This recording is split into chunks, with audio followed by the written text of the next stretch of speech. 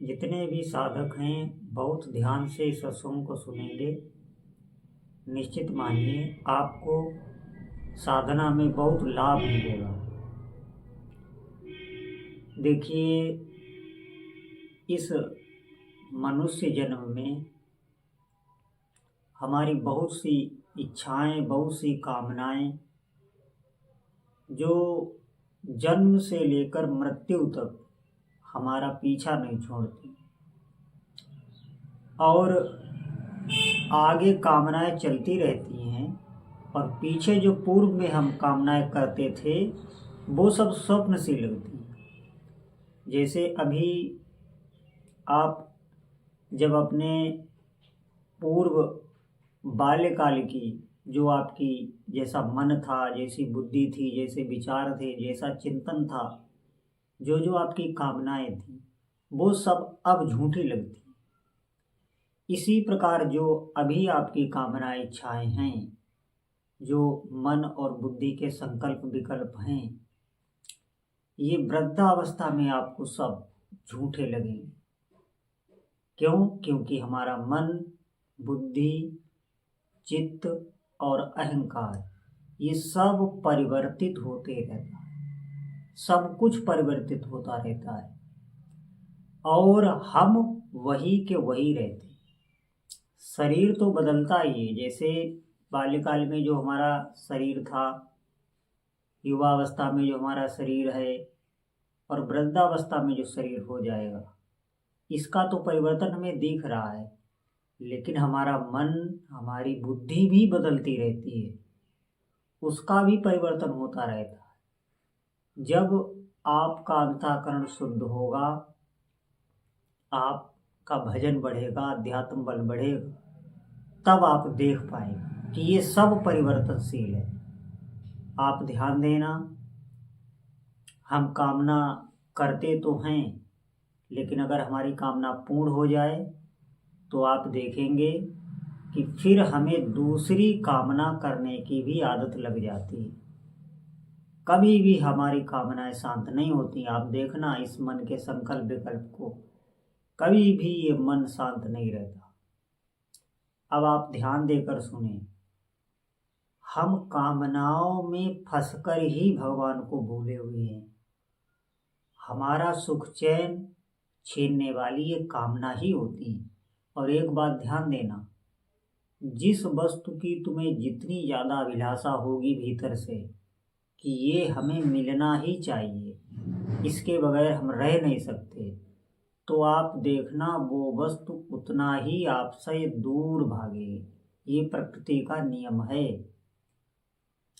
आप जितना लालायित होंगे संसार के लिए, उतना ही भोग पदार्थ आपको मिलने में विलंब करेंगे। और अगर आप भजन करने लग जाएं, भगवान की तरफ आगे बढ़ने लग जाएं, आपका लक्ष्य केवल भगवान हो जाए, तो जितने भी भोग हैं वो सब आपके आगे पीछे भागेंगे। इस बात पर आप विश्वास करें।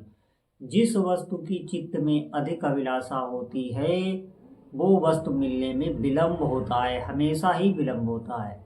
और अगर आपके भीतर अभिलाषा नहीं रही, आपको संसार से वैराग्य होने लगा, तो संसार के समस्त पदार्थ, समस्त भोग पदार्थ आपके आगे पीछे घूमेंगे, आपको मार्ग से हटाने का प्रयास करेंगे। ये भगवान की माया है, ये प्रकृति का नियम है। आप इसे समझ पा रहे होंगे। जो भी साधक हैं, जो भगवान के भजन में लगे हुए हैं, वो इस बात को समझ रहे होंगे।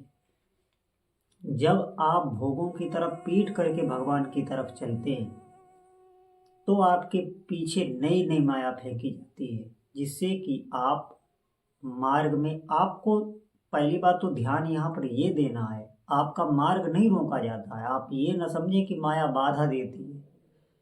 भगवान जिनका भी आप जप कर रहे हैं, उनकी प्रेरणा से ही आपका हृदय देखा जाता है कि आपकी स्थिति क्या है।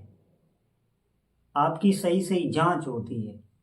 और ये जांच तब तक नहीं होती जब तक आप माया के पीछे भागेंगे, तो आपकी जांच नहीं होगी। लेकिन जब आप माया से ऊब जाएंगे, माया से हटकर प्रभु के दर्शन के लिए भागेंगे, तो फिर आपको वो सब सुख सुविधाएं दे दी जाएंगी जिनके लिए अभी तक आप कामना कर कर जलते थे, जिनके लिए आप कष्ट पाते थे, जिनके लिए आप अभी तक सभी श्रम जिसके लिए किया, वो आपके पीछे आगे पीछे डोलेगा। निश्चित मानिए, हमारी बुद्धि में सबसे बड़ा भ्रम यही बैठा होता है कि हम सोचते हैं कि हम जो चाहेंगे, जो हम कामना कर रहे हैं, श्रम करेंगे, वो हमें तब मिलेगी। क्यों? क्योंकि इसका अभी हमारे भीतर महत्व है। जब आप भजन करेंगे, जब आपके भीतर वैराग्य बढ़ेगा, वैराग्य कोई बाहर की वस्तु नहीं है, वैराग्य भीतर से होता है। भीतर से इस संसार की निराशा, इस संसार के प्रति कोई आशा नहीं रहती। आशा एक राम जी की, सिर्फ अपने इष्ट देव का दृढ़ भरोसा और दृढ़ आशा लेके साधक जब आगे बढ़ता है तो उसके आगे पीछे माया घूमती है। आप ध्यान देना, एक एक संकल्प उसका पूरा होने लगता है, लेकिन फिर भी वो साधक इस माया में नहीं फंसता।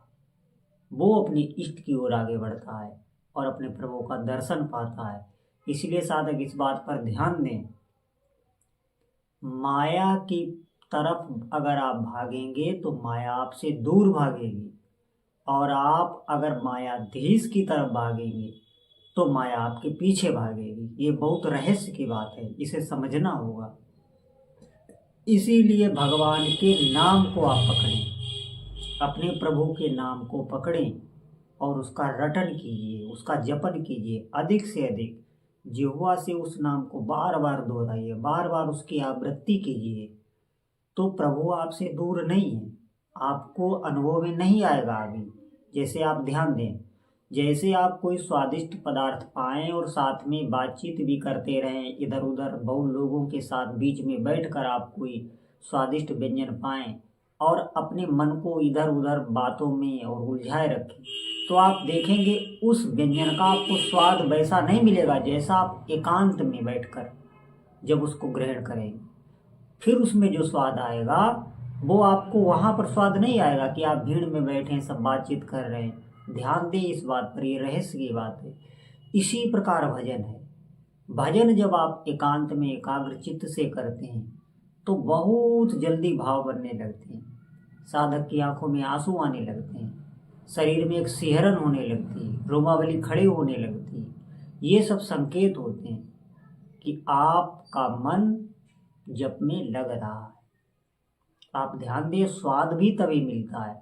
शीघ्रता से अगर आपको भजन में स्वाद पाना है और इस संसार की सच्चाई को जानना है तो आपको नाम जप पर भरोसा करना होगा, विश्वास के साथ नाम जप में आगे बढ़ना होगा।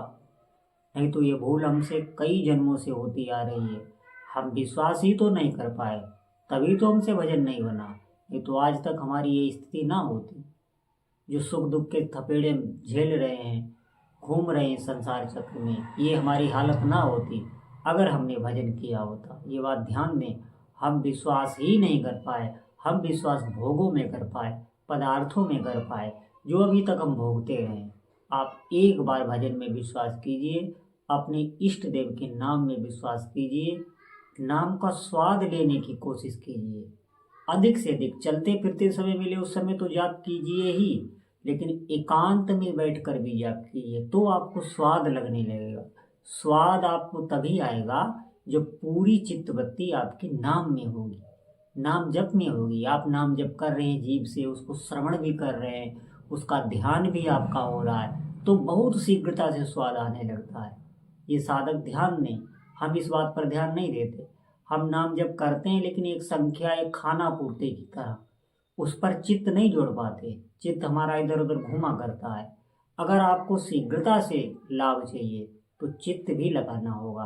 नहीं तो हम कहते रहते हैं कि जीभ से नाम जप करिए, मन चाहे जहाँ जाए उसे जाने दीजिए, ये भी हम कहते हैं। लेकिन इसका मतलब ये नहीं है कि अगर हम ये कर सकते हैं एकांत में बैठकर भजन, तो आप सबसे पहले वही कीजिए अगर आपको शीघ्रता से लाभ चाहिए। नहीं तो अगर आपके पास समय नहीं है तो फिर चलते फिरते उठते बैठते आप जीभ से जप कीजिए, मन चाहे जहाँ जाए, चाहे जो भी सोचे। इसमें थोड़ा समय लगता है लेकिन बात वही है, फिर नाम तो घसीट ही लेगा मन को। इन दोनों में से जो भी आपको साधन सुलभ लगे वो आप साधन कर सकते हैं। या तो जीभ से आप सुमिरन मत रोकिए, निरंतर जाप कीजिए, मन चाहे जहाँ जाए, या आपको जब भी समय मिले तो थोड़ा समय आप एकांत में बैठकर भजन अवश्य कीजिए। फिर देखिए आपको कितनी शीघ्र लाभ मिलता है।